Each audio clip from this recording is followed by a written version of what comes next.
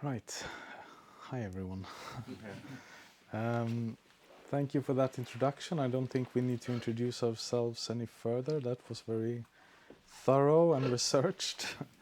So I'll begin by saying that what we just heard was a short excerpt from a piece called Andakt. It's a 10-minute fixed media piece that was commissioned by the Institute for Art in Public Space, Graz, as a part of a festival program called the Sonic Transitions at the Elevate Music Festival in 2022.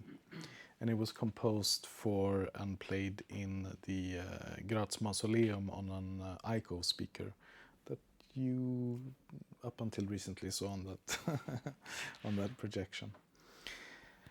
So I'm going to try to introduce our artistic practice briefly in a way that hopefully will allow you to approach both the pieces that we're going to listen to down here, but also the installation that's the work in progress that we're going to visit after we finish here. So I would like to introduce three guiding principles, we can say, that structure our artistic collaboration. And I do that with the hope that they can help to focus our shared practice by outlining a kind of a methodological outline that shapes our work. So these principles are not general in the way that they describe all music or that they are intended as a way to describe the world as such, but instead they are a way of creating a world. So it's a way to, in particularity, describe our music, I would say. And the first one of those guiding principles would be that change is more important than state. So we are more interested in dynamic behaviors, things that are moving around, changing, transitioning, transforming, as opposed to systems that are in a stable state. And precisely where the line between stability and instability is drawn is not strictly important, but it's more about an attitude and what we're leaning towards. And of course, what changes that can be perceived is very contextual, and it depends on several factors in the listening situation and the context which you are experiencing. So the rate of perceivable change, for instance, vary a lot with how you attend to something and the duration with which you can attend to something, and therefore we are exploring a quite wide variety of durations in our work. So our pieces can span from minutes to several hours in some cases, in order to be able to attune to particularities in how things move around. But of course, even quick transitions can be very informative. So to put it quite loosely, almost most stable sounds can be sort of reproduced or constructed in any number of ways, but transitioning between sounds or changing from one type of output to another often points more directly to the origin of the sound. The system is revealed somehow, and it simply gives away more about the sound source. So by hearing a transition between two sounds, two states of a system, we project our understanding of that system, the newly gained understanding, both forward in time in terms of managing and changing our expectations of what can occur, but it also makes us rethink and reassess what we have heard. So our understanding expands both forward in time and backward in time at times of transition. So this means that hearing changes you. And this effect, I think, also can be extended to other processes and systems, other agents that we employ in our music making. So we were introduced as feedback musicians, and I think that Larsen tones, the classical stereotypical feedback sound, is kind of the epitome of that effect, in a way, that in its stable state it is perhaps the least characteristic sound. But in the way it changes, it can reveal so much about the acoustic situation in which it is created, about the room you're in, how you're listening. So it is this transitional, these transitions and how they generate generate knowledge and inform listening, I think, is a first central tenet of what we are working with.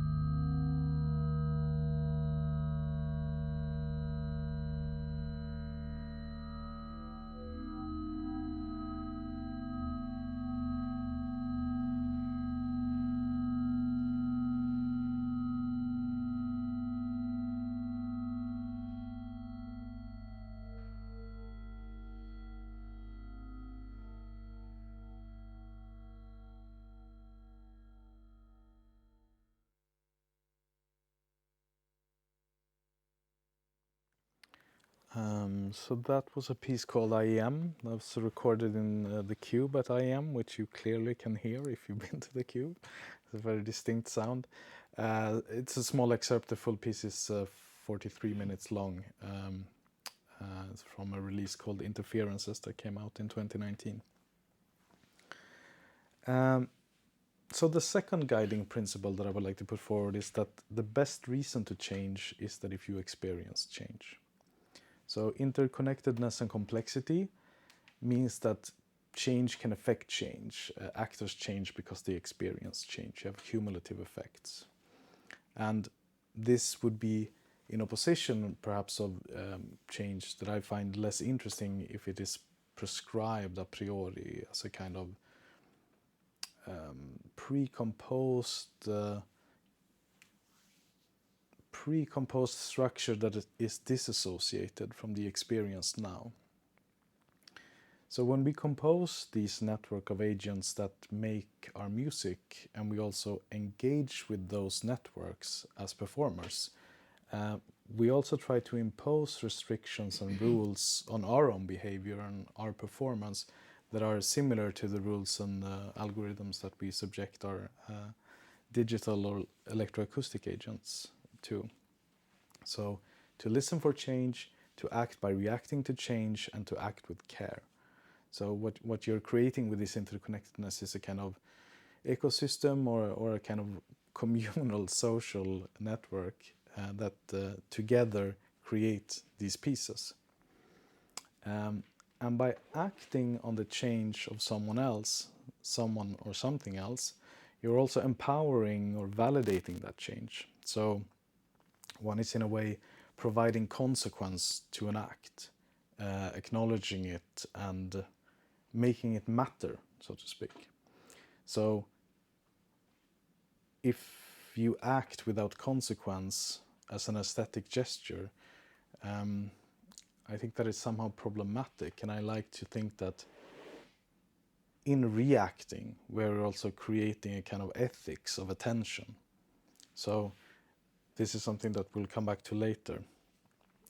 But a third guiding principle then would be that a piece emerges from this collective change. So from these interleaved dependencies and the interconnected change emerges music that we think of as interleaved weaves of behavior. So we, both as composer and performers, experience those weaves with hopefully the same curiosity as the audience, but we have an extended agency, of course, in how we can interact with them. But the audience having less agency doesn't mean that they have no agency. So in different stagings of our work, since we always employ this room scale acoustic feedback where you're actually sitting inside the instrument in order to listen to it, the acoustic interference of the audience's presence matter to different degrees depending on the staging. But in general, there is no passive listener anymore. And the minimum agency awarded is that the act of entering the space is an act of changing the space. So presence is enough to affect change. So there's no way of attending without also affecting. And the process of composing with these systems, I think, is an evolution from a kind of speculative and piecewise work of making solitary agents, developing them into networks and constructing these multi-component systems, and then increasingly evolving ourselves also as agents in those very systems. So when we engage with our feedback systems and look for these behaviors of change, we're also attuning ourselves to the potentials rather than specific outcomes. So instead of organizing a fixed set of outcomes, we kind of open up the compositional scope to all of the possibilities that you can imagine by extrapolating from these sonic transitions, these changes. So we're kind of following these acoustic tangents that are implied by the shifts in the systems.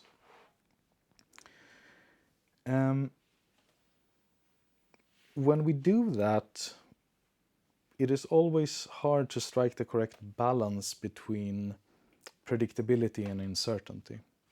And that is one of the central sort of fulcrums around which all of this turns, I would say. And getting that balance right is often as finished as a live performance piece can be. So it's not about seeking this repeatable outcome, but to seek a sort of negotiation of agency that allows us to act and react in a way that we find balanced. So what we are exploring right now are ways to produce feedback systems that have all of these qualities, but step away from this traditional feedback aesthetic of Larsen sound and those kinds of processes. And that's both for reasons of musical variety in general, but I think it's also about teasing out the particular characteristics of this feedback system and trying to articulate them in a sonic shape that isn't limited by this, let's say, more traditional feedback musical material.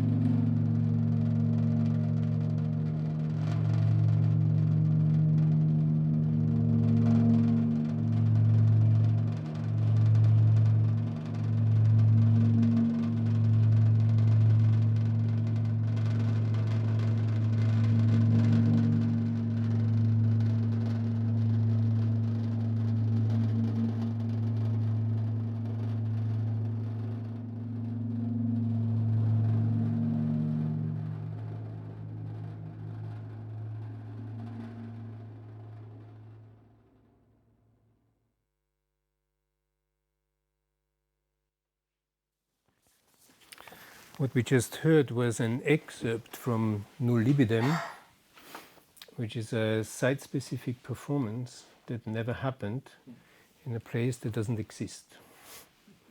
The full duration of this fixed media piece is 2 hours and 32 minutes, and it was released in 2021.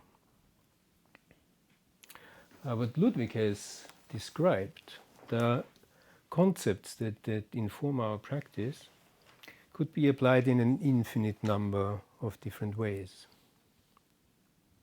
For us, the duo utrumque, we found and follow a very particular way in which we apply these concepts in our shared practice. So after Ludvig has described the what we do, I will now try to shed some light on how we do our work. To put it in simple terms, we could say 2 pairs of ears and 2 brains with their individual experiences can do, a single set of those cannot, especially if they share the tenets Ludvig has just put forward to us. So the duo is a very efficient constellation, allowing us to unlock the potentials offered by the complementarity of knowledge, skills, and experience of two partners. So in our case, it all starts that we share the pleasure of exposing ourselves to situations in which complex sonic phenomena emerge from the systems that we put together.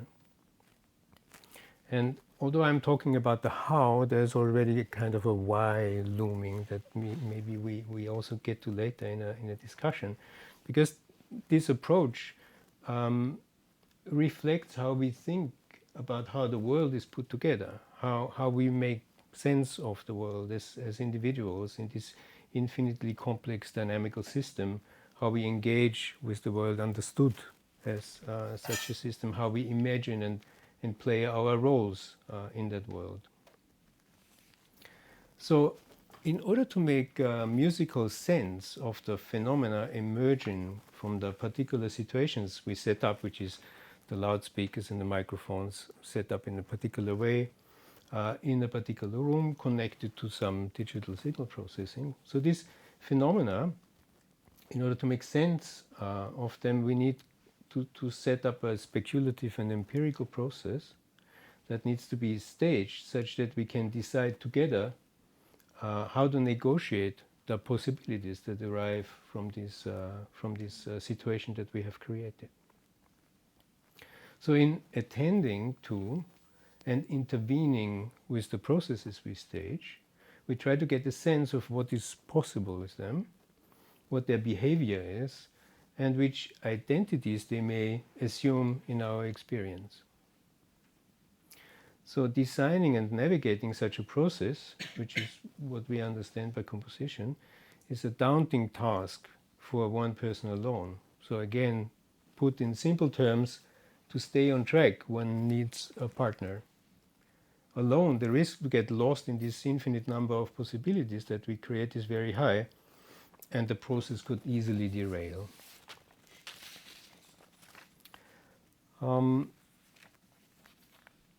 In borrowing ideas and terminology from Hans-Jörg Reinberger, we could say about our practice that the complexity of the experimental system, and this is a term that he has coined, that we are putting together, requires a particular laboratory practice, which is a term that he employs. This practice needs to be established and constantly refined in our collaboration in order for the epistemic and aesthetic things, another term Reinberger coined, I mean the epistemic one, so I add epistemic and aesthetic things, of the yet unknown sonic qualities we are seeking to appear. This is something that he put forward in his theory of experimental systems, and this is one possibility of explaining how we work.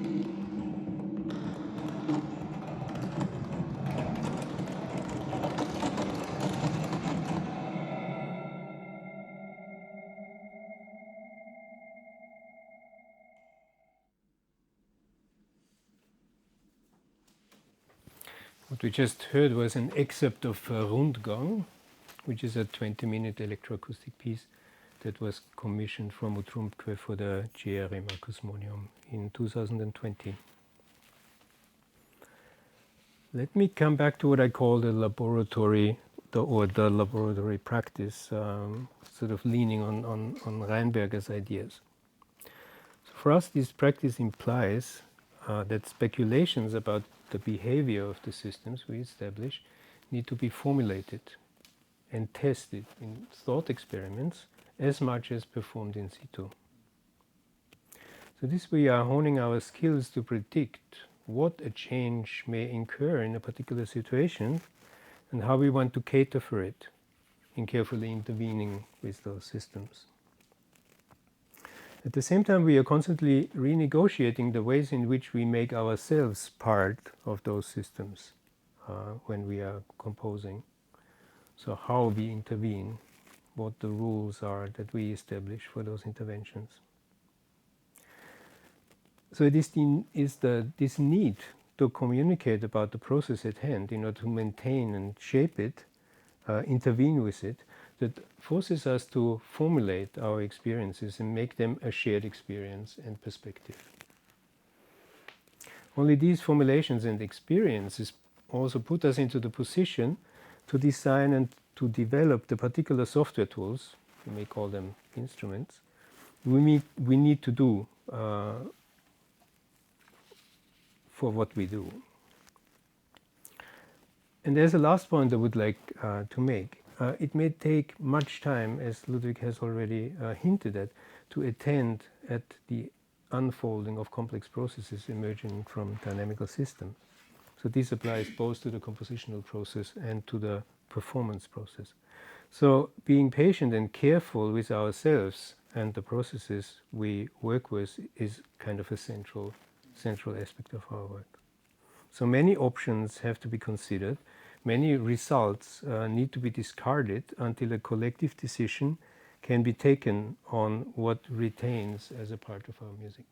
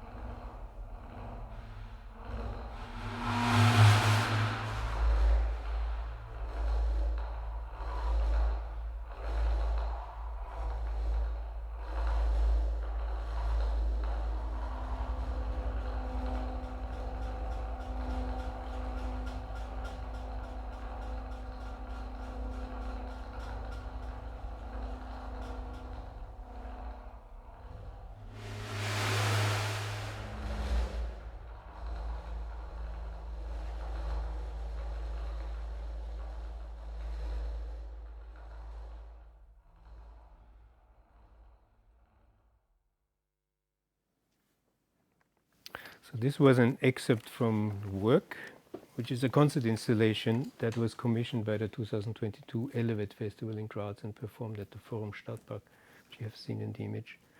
And the original length of the composition is 8 hours. And on that note, I think we are happy to hear your questions in case you have any.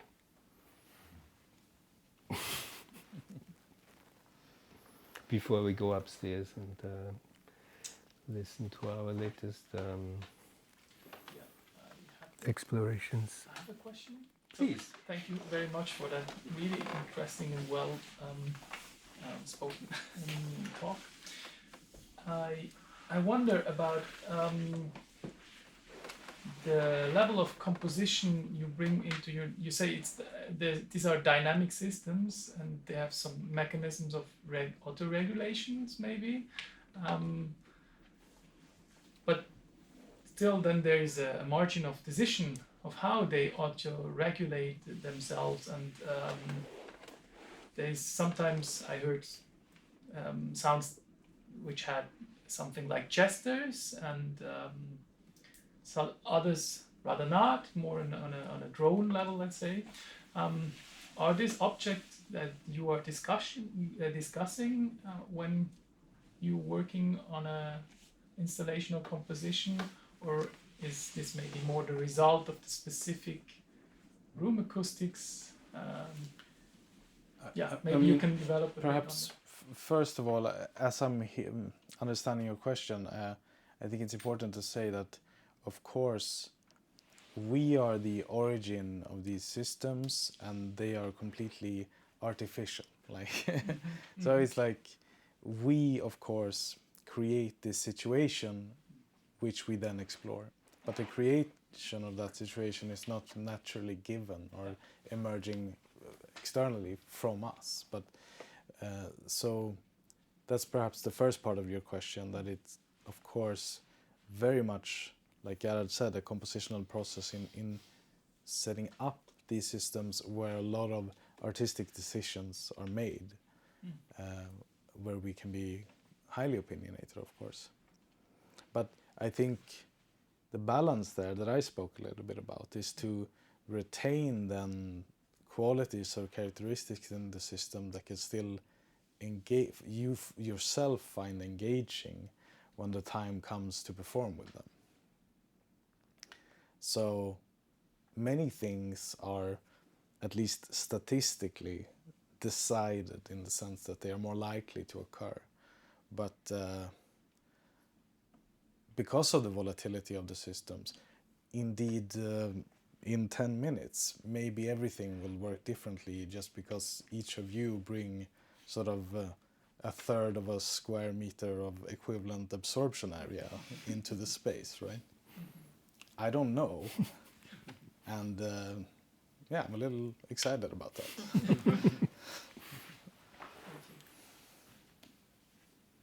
And the question, if we talk about those gestures beforehand, I would say not. But we talk about them when they appear, right? Or when, say, some gesture, some possibility for a gesture shows itself, then we will talk about, do we develop it or do we try to develop it? And many times we may fail. Right. But it's a constant negotiation of where to focus on, depending on what we find. It's a lot of give and take. Yeah, and see, like you say, if we can develop something. So if something shows up in the material and we try to follow that tangent, maybe for some technical reason that just maybe never happens again. Or so it's about maintaining, I think, that conversational style of interacting or interleaving with both the technical systems and their sort of aesthetic results. How much concept is there, let's say, at the beginning of the stage? You could perhaps get the feeling that you have a rather formalistic approach. how of course you are reacting also to invitations or to comments to a specific situation.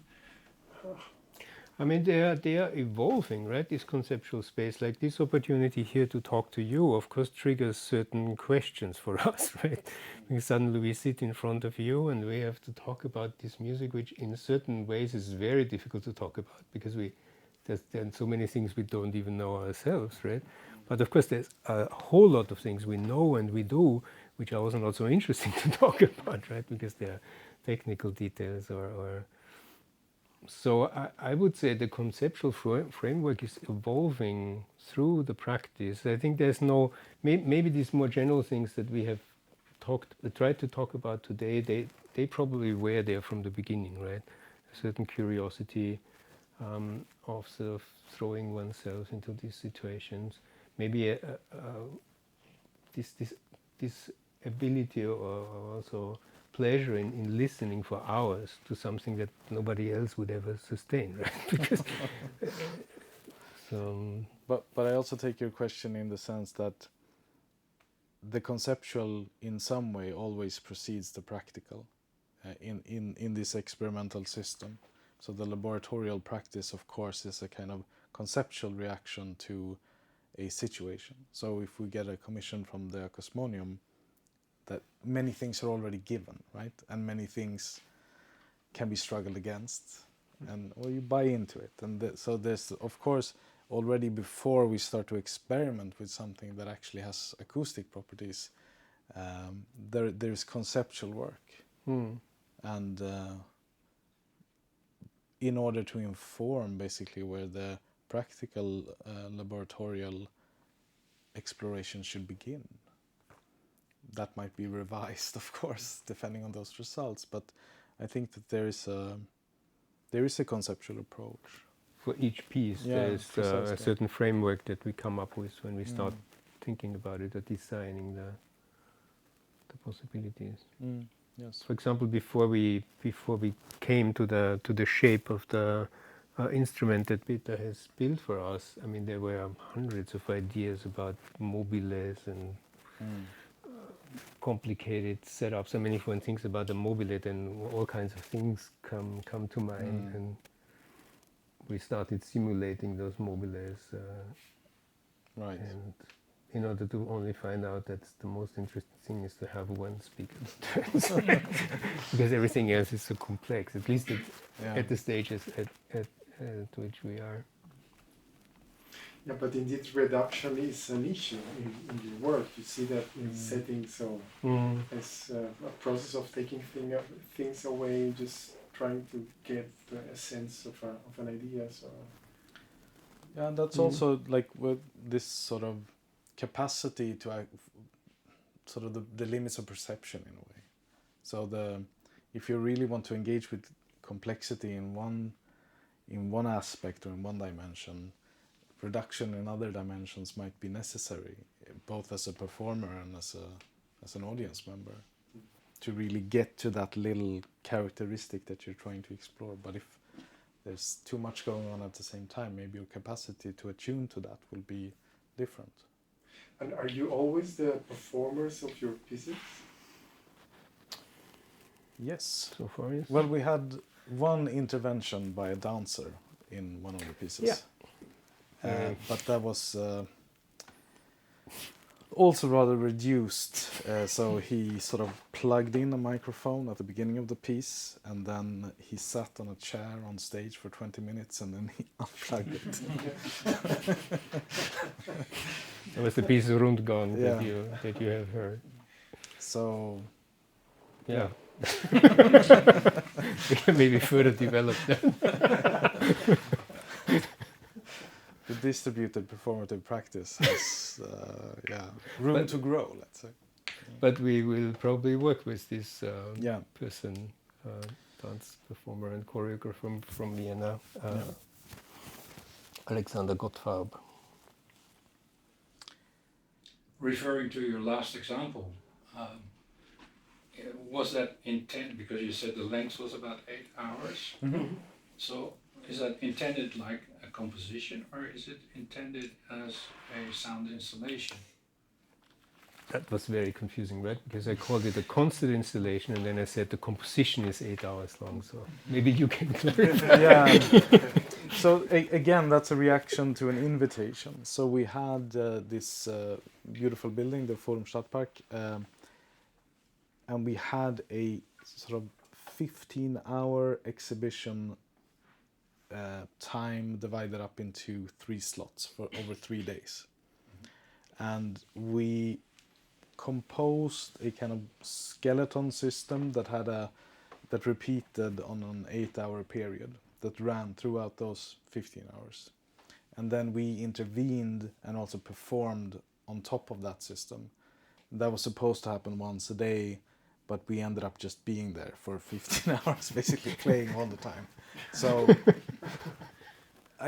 that's the best answer I can give somehow. That it was a sort of contemporary arts setting, in that it wasn't a space designed for musical appreciation, but for visual arts. But we inhabited it, and both the inside and the outside, for 15 hours in sort of three sections. So what to call that, I'm not sure. How would you like it to be perceived then? Maybe I should rephrase it like that. Well, I think since it was an intervention in public space, I think there's many questions about. Yeah, there's a big discussion about how one can sort of take place in such a setting. In that particular park where the house is situated, there are many people who live in the park. There are many people who sort of travel through the park. There's a playground close. There are churches that ring their bells. There's traffic at different times of the day. And I think what we tried to do was to situate ourselves in a way where we would give and take. So we recorded sound from the outside and we used that on the inside. We also projected sound in another direction on the outside. So in that way, I think it could be perceived in many different ways. I think the majority of our audience would be people who just bicycled past the house, right? Because they were in the thousands. Many sort of sat down, had a picnic outside and listened to what was projected from the inside. Then people went in, and some people came back different days, and then they, depending on where they ended up in this 8-hour cycle and how we were intervening, they got to see or hear similar things or very different things. So I think when taking place in a public space that is central and used by so many, I think one has to cater for a plurality of interactions. Also, people just showing up and telling you to stop making that noise. I think that's also a valid interaction in many ways. And it lives on as a live stream on our webpage. So that's about the best thing we have found so far, to sort of publish it. So it just loops. So whenever it's like a radio, so you can just peep into it. Because that's also a question, what do you do with an 8-hour piece, right? I mean, how many CDs do you need to carry? Well, does anybody download? Yeah. What is it? How many gigabytes? I don't know. Yeah. So I don't know. Is this the point maybe where we transition upwards? I think, yeah. Thanks already for that. Yeah.